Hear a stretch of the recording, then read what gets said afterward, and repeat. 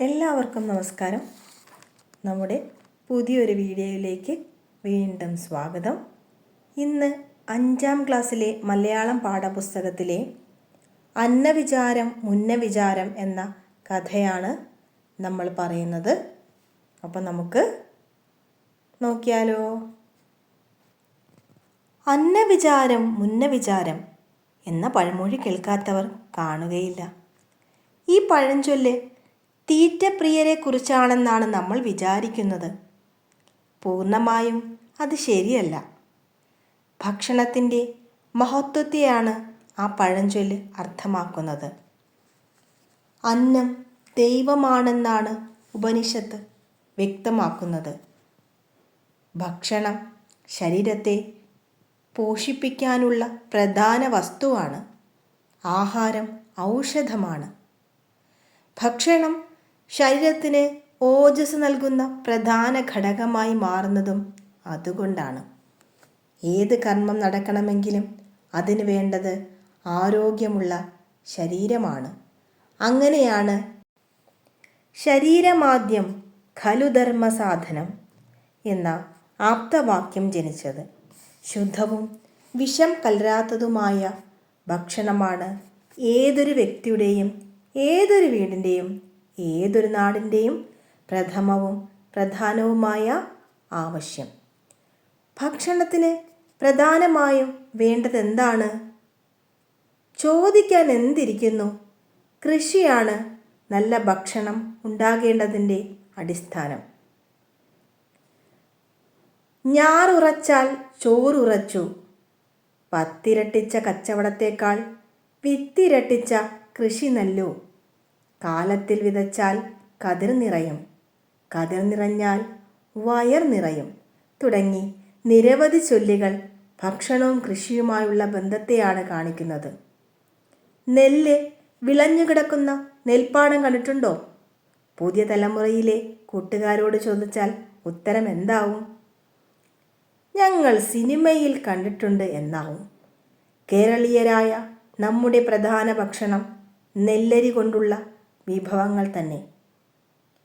ആണ്ടോടാണ്ട് ഉണ്ണാൻ നെല്ല് കിട്ടുമെന്ന് ഏറെ അഭിമാനത്തോടെയാണ് നമ്മുടെ കാരണവന്മാർ പറഞ്ഞിരുന്നത്. കൃഷി മലയാളത്തിൻ്റെ ഐശ്വര്യമായിരുന്നു ഒരു കാലത്ത്. 1000 ചാക്കരി അന്യനാട്ടിൽ നിന്ന് വരുന്നതിനേക്കാൾ അരച്ചാക്ക് നെല്ല് സ്വന്തമായി ഉണ്ടാക്കുന്നതും 1000 ചാക്ക് നെല്ല് വരുന്നതിനേക്കാൾ അരക്കറ്റ കൊയ്തു കയറുന്നതും നല്ലതാണെന്ന് പറഞ്ഞാൽ നമുക്കിന്ന് മനസ്സിലാവുകയില്ല. എന്താ കാര്യം?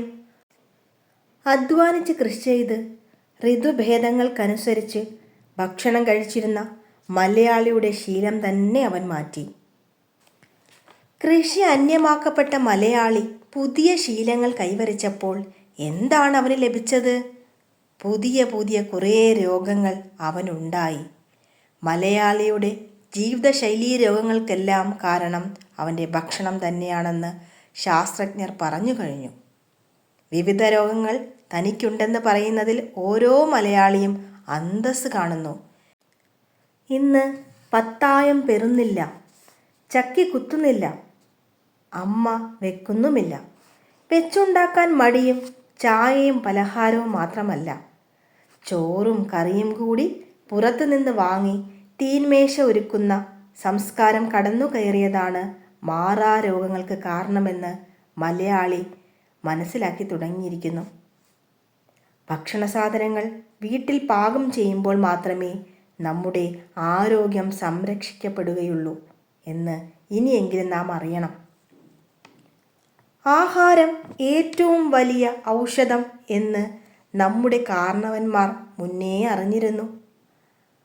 അന്നാത് ഭവന്തി ഭൂതാനി എന്ന വേദവാക്യം അതിന് ഉദാഹരണമാണ്. എല്ലാ ജീവരാശിയും ഭക്ഷണത്തിൽ നിന്നും ജനിച്ചു വളരുന്നു എന്നാണ് മഹാവാക്യത്തിൻ്റെ അർത്ഥം. ലോകത്തിലെ ഏറ്റവും വലിയ രുചി അമ്മ രുചിയാണെന്ന് പറയാറുണ്ട്. അമ്മ വെച്ചുണ്ടാക്കുന്ന ആഹാരത്തിനോളം രുചി മറ്റെങ്ങും ലഭിക്കില്ല. ഭക്ഷണം അശുദ്ധമായാൽ, വിഷമയമായാൽ ജീവിതം നശിച്ചു എന്നർത്ഥം.